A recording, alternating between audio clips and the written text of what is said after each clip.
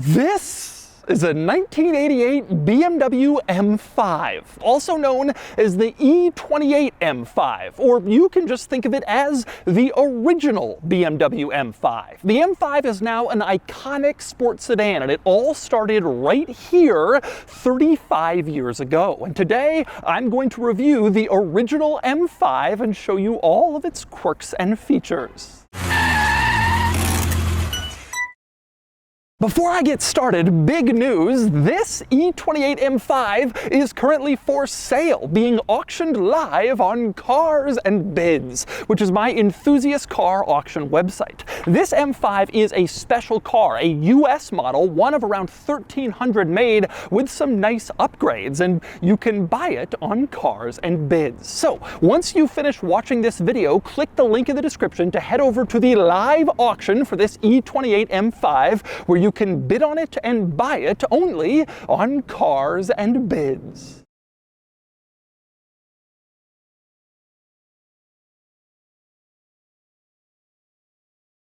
Alright, time for the quirks and features of the E28 BMW M5. I'm going to start with a little overview of exactly what this car is. Now, like I said, the original BMW M5. In fact, the very first BMW performance sedan.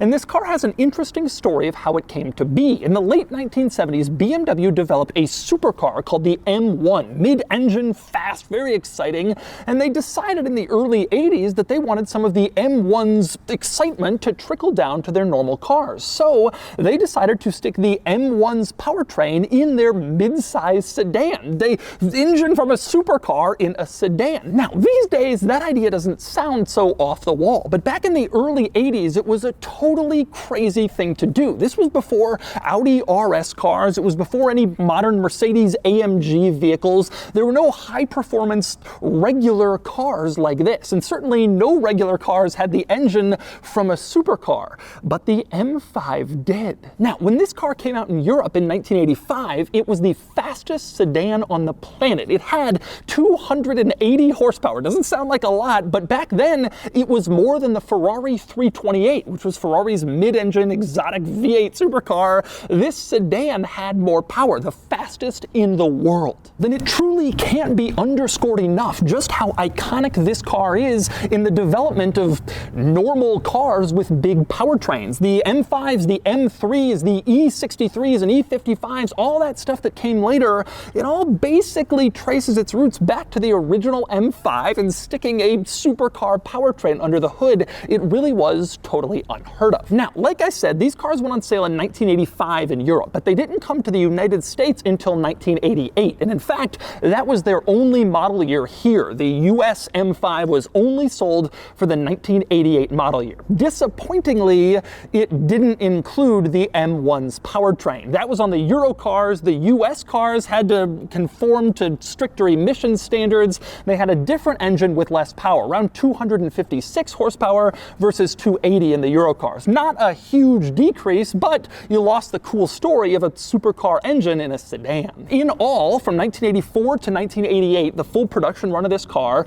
BMW made around 2,200 units of the E28 M5, about 1,300 of which were sold here in the United States. And this remains one of the rarest BMW M cars ever made. For the US models, they were all black, they were all 1988s, like I said, and they all had manual transmissions. They all came basically the same way. But anyway, on to the quirks and features of the E28 M5, and let's start with one of the most obvious ones you notice when you first walk up to this car, the bumpers. They are huge, massive bumpers that protrude from the body at like 8 inches. It almost looks in the back like there's a bumper coming out of another bumper. Huge rear bumper back here, and you get the same thing going on in front. Again, massive protruding bumper coming out of a bumper. This car was all about bumpers. Now, this was a US market specific thing for this M5, and that's because US regulations at the time required these massive bumpers, and a lot of cars had them, and they looked ugly in a lot of cars. And this was one of them. Maybe more interestingly, around back, you will notice there is a center exit exhaust back here, except it isn't centered. The E28 M5 M5's exhaust comes out of the middle, but not quite the middle. It's just off center a little bit, which I've always found to be kind of funny about this car. It's not on the side, it's not in the middle, it's a little off. Now, the reason for that, when you look underneath, you see the spare tire well takes up space and kind of pushes the exhaust over to a side. And I guess the size the spare tire well had to be meant that regardless of where the exhaust went, it was never going to be able to come down the center because the tire well was just a little too big and it was always going to push it to one side. But it's still rather funny to see that slightly off-center exhaust, another hallmark of the E28 M5. But anyway, next we move into the trunk, into the cargo area of the E28 M5, where you notice a couple of interesting things. One is the giant hump over on the passenger side of the trunk, which I guess contains some mechanical component, but it eats heavily into your cargo space and destroys the whole symmetry of the trunk. Modern cars hide that stuff a lot better, but back in the day, there were humps like this in trunks, and that's just what you had. More interesting than that, though, is on the inside, underside of the trunk lid, you have this panel. If you unscrew this little screw at the top, the panel opens up and reveals a toolkit, a factory toolkit for this car that includes all of the original tools that you needed to perform any sort of roadside service you might have to do on your E28 M5. Various different tools for various different purposes under here, including this little Allen wrench, which the owner of this car told me was to wind up the window in case it got stuck down. This car was an early adopter of power windows in the 1980s, and so some people maybe were nervous that the windows would break, they'd get stuck. So you had this little mechanical tool that you could use in an emergency to put your window back up if that happened. But anyway, closing the trunk, a couple of things worth noting back here. For one, I love the rear spoiler on this car. Not huge, not excessive, not ridiculous, but it's there, giving this car a little bit more of a sporty presence than a standard BMW or a standard car from this era. I also love the M5 badge. Small, off to the side, but again, it's there. If you know, you know. And that's kind of a theme of this car because the design just really wasn't all that over the top. You only had one other M5 badge on the outside of this car, and that was up front on the kidney grille. There it is. That was all. No M badging on the brakes, no giant blue brake calipers that say M Performance, no M all over every surface.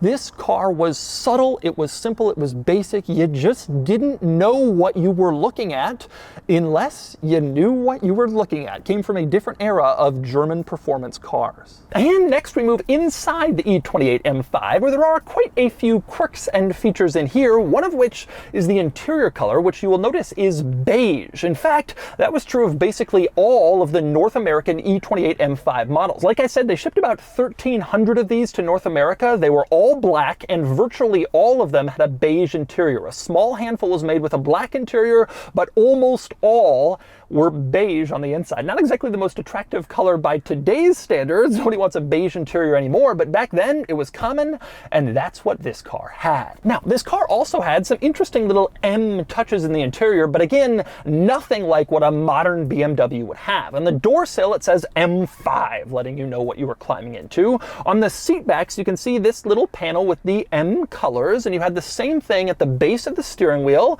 a little decal there with the M colors, and at the top of the shifter. On the shift knob, the M colors appear once again. You also had an M logo in the gauge cluster. On the tachometer, M is printed, and that's it. There was no other M stuff throughout this interior. No plaques, no badging, no M stitching on every surface. You just had a few subtle reminders in the interior, just like on the exterior, that this was an M car. Now, getting in this interior, it really takes you back to a different era in terms of interior design, because there were some bizarre decisions made in here that probably made sense back then, but now we look at and we laugh at. One good example is the window switches. There were individual switches for up and down for all the windows. So you had an up window switch, a down window switch for every window, meaning 8 separate buttons to control 4 windows. And it was the same deal with the seats. This car had power seats, and every single seat control was a separate button here in the center console. You can see these like bricks of buttons to control the seats. There are 20 total seat buttons to control just the 2 front seats in this car. Rather than having a simple switch you move forward or backward like modern cars and modern seats, they had all these individual buttons, including individual buttons to raise or lower the headrest. You can see here buttons with the headrest on them and an up arrow, and another with the down arrow, and you press those buttons and the headrest would go up or down corresponding, which was unusual. And actually there were even more buttons than that, because this car had a button for for seat thigh support on the driver's side between the seat and the door. The button is here, and this little piece of the seat would pull out or retract back in depending on how much thigh support you wanted. Not a common thing, but BMWs have often had this feature, and apparently they did going back this far as well. You also had one other interesting seat control: heated front seats in this car, although they're mounted at the very back of the front center console, essentially pointing towards the rear seats, but those are the front heated seat controls, even though they're not really within sight or easy reach of the front seat occupants,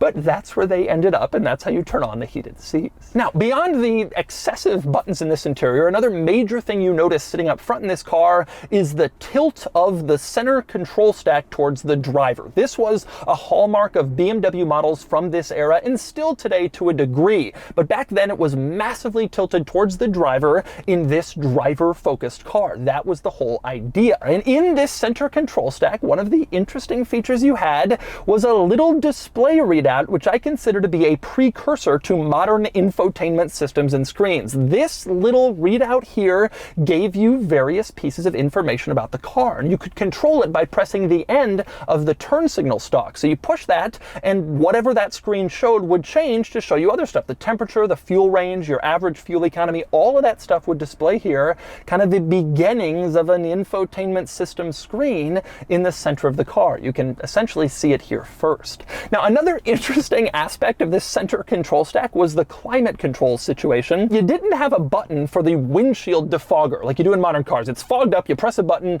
and it becomes unfogged quickly. Here, if you wanted windshield defogger, you had to follow the guidelines on this little label. It showed the windshield defogger, then there was an arrow pointing to, well, a diagram, and then another arrow pointing to these switches in the center. And if you wanted the defogger on, you had to align the switches exactly how they were shown in this little diagram, and that turned on the defogger. Obviously, a button would be a lot simpler, but that's just not how they did things. Now, the other cool thing about this car's climate control system, it has air conditioning, and it's been upgraded to a more modern air conditioning system through a company that specializes in this stuff, and I can attest it blows tremendously cold, and it's a thorough upgrade to the air conditioning system in this car compared to what it had from new. But anyway, some other interesting controls in this interior. One is the horn. You don't press the center of the steering wheel like in a lot of cars in this era. Instead, you have little buttons. These little buttons on the sides of the steering wheel and one more on the bottom. So 3 separate horn buttons in this car, and that's how you honk the horn. To turn on the lights, you didn't have a little dial like in a lot of modern cars. Instead, it was this little switch over on the left that you kind of moved up. One position up was the parking lights, and the second position up was the full-on headlights. And you can see there's a button next to that switch to turn on the fog lights, and that was your headlight control in the E28 M5.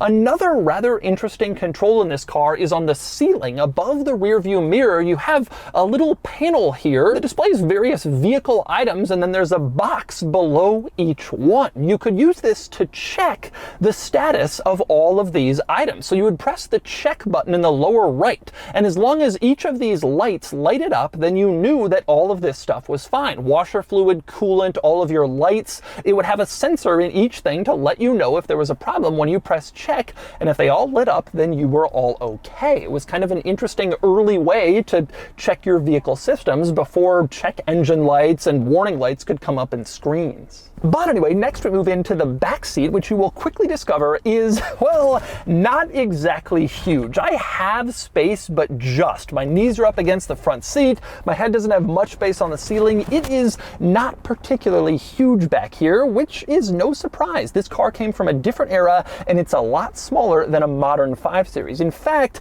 this car is closer in length to a modern 2 Series, which is a 2-door car, than it is to a modern 5 Series. It's only 6 inches longer than a 2 Series, but it's over a foot shorter than a modern 5 Series. Cars have grown a lot, and that is very apparent in the back seat of this M5. Now, interesting items in this back seat, well, there aren't really that many. You have power windows, once again, with individual buttons for up and down. You also have this center armrest, which comes out and adds to your comfort, although you don't have any headrests back here. Even German cars in this era, they just weren't doing it. You do, however, however, have these cool M-colored panels in the seats, just like you had up front. They've carried that to the back as well, which looks nice. And also back here, of course, you have ashtrays, plural, 2 rear ashtrays in this car, because of course you did. You couldn't buy a European car from this era without having ashtrays everywhere. It was just the thing to have in European cars at the time. Everybody was smoking. One other thing you have in the back seat worth pointing out again is the heated seat controls for the front seat. Back here you can see just how back seat focused they are. You could turn on and off the front heated seats and constantly annoy the front seat occupants throughout your journey. And then there's the engine, a big old naturally aspirated straight 6. This was the S38 6-cylinder in this car. And like I said, European versions of this M5 got a different powertrain. It was the M28 6-cylinder in those cars. And like I said, it made 280 horsepower in Euro M5s, and here it was 256. But either way, it was a naturally aspirated straight 6. Now, some rivals were starting to experiment with turbocharging around this time, but not BMW. Naturally aspirated 6-cylinder all the way for a while with these cars. Now, to distinguish this from the standard engine in a standard BMW, you will see that it says BMW M Power in giant lettering across the top. And it also says BMW M Power in giant lettering on the side as well. It says that twice under here to really make it clear. Now, if you look further over on the side, you will see it also says 24-6, which meant 24-valve 6-cylinder, description of this engine. And that's what you got under here, the BMW M Power engine, to make sure everybody knew it was special. And by the way, since I'm around the front of the E28 M5, let's talk about that front end styling, very old school BMW. 4 round headlights like BMWs from this era had. It was a well-known characteristic. And the little kidney grills. You can see where this whole grill thing got started. Now they're absolutely massive, but they used to be small and kind of subtle and just distinctively BMW. In fact, the front end of this car was very distinctive 80s BMW and quite toned down compared to today. Now, one other cool thing about this particular E28 M5 is it comes with an enormous amount of paperwork. Paperwork going back years and years and years, service history, all the stuff that's been done to this car, going back to the original bill of sale from when this car was sold new by Roadshow BMW in Memphis, Tennessee, which, by the way, is still a BMW dealership in Memphis, Tennessee, although I bet they're not selling cars like this anymore. This bill of sale shows the original purchase price was just under $47,500 for this car, a bargain for a brand new M5. And the date of purchase was April 10, 1987, more than 35 years ago. It also shows that the trade-in car that the owner traded in on this was a 1986 Chevy Corvette. The original owner got out of a C4 Corvette and got into the M5, which would have been a pretty cool trade in the 1980s, and frankly, a pretty good one. That was probably a pretty big upgrade getting out of that early C4 and going into the E28 M5. All right, time to drive the E28 M5. This is a pretty cool experience for me. I have never driven one of these cars until today. I've been driving this thing around for the last hour or so, and I'm very impressed. Before I get to that, I want to talk about modifications. This car has just a few. It has some Dynon suspension upgrades. It has some brake upgrades. It has a short shifter and some sort of performance clutch, and then the air conditioning upgrade, which is a pretty substantial one. It also has bigger wheels, but like the same design as the original, so not that different. Normally I don't review cars that have been modified, but I chose to in this case for a few reasons. One being it's just hard to find a stock, nice E28 M5 anymore, and also because these modifications don't really, I don't want a car that's been like heavily modified and changes the character of the car. I feel like when you change the suspension and the brakes and kind of upgrade them to more modern stuff, that just sort of modernizes a car that is now 35 years old, so it makes sense to do that. So let's talk through the driving experience. This car is great. I think it's awesome. I just love cars about like this. And if you watch all of my videos, that's one of the things you'll discover. About 300 horsepower, relatively small in size, manual transmission analog cars are kind of my jam. The 993-911, the E30 M3 is a little lighter on power, but it's also a little lighter. My Audi RS2, this car fits right into that. I love how much you can see. I love how much you can feel when you're driving this car. The way the brakes feel, the accelerator, the steering, you can feel it all. You can feel that there's something wrong. You can feel it's just so analog. And I just love that. That was a totally different era, and it's why people fell in love with BMW M cars in the late 80s and throughout the 90s and the early 2000s. And this car is that. It feels like that. The accelerator pedal, when you press it, gives you a lot of feedback. The steering gives you a lot of feedback, not over-assisted, not over-boosted. The shifter, although it's an aftermarket item, it makes shifting feel more like notchy and important, and I really enjoy just tossing the car into each gear. I often find BMW shifters from this era to be a little vague, but not in this case. Oh, we're going harder on a car on ramp here. Oh. I love this. I love how it accelerates. It's not exceptionally fast, but it's fast enough. It also feels tremendously solid. You know, one of the things that's different from this car versus my RS2 and honestly versus the later M5, those cars don't quite feel as solid. They feel a little bit more plasticky. They feel a little bit more modernized. Cheaper is actually maybe the right way to put it. This car feels solid. It feels precise. It feels like the 70s car that this 5 Series was designed based on, to be totally honest, which was the original E12 BMW 5 Series from like the mid-1970s. This car just has that kind of solid 70s car feel. There's not that much plastic in this interior. There's not that much plastic on the outside. It just doesn't have that feel to it. Truthfully, I really enjoy driving this car, so much so that I've considered bidding on it myself. I'm not entirely sure that it's this particular car that I love. I just like the E28 M5, but also cars like this from this era. I like this level of power, about this size cars.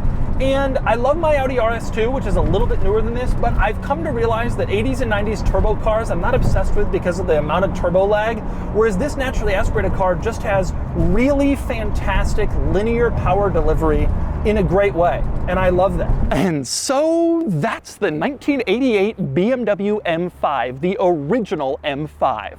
This is an older car now, and it feels like it, but it's also engaging and thrilling and exciting in a way that newer, larger, more powerful M5 models simply aren't. This car is also special and rare and analog and everything that makes an old BMW M car so appealing. And you can buy it on Cars and Bids. Anyway, now it's time to give the E28 M5 a DOUGSCORE. And the DOUGSCORE is here, 53 out of 100, which puts the E28 M5 here against other relevant cars. It has a good showing, beating out the E30 M3. The M3 is more iconic, but the M5 is faster and more practical. The E28 M5 also beats out the next generation model, the E34 M5, which I think is right. The E28 is more fun, more tossable, feels more solid. Really, I liked the E28 M5 a lot more than I expected, and I think it's a surprisingly exciting and fast car to drive.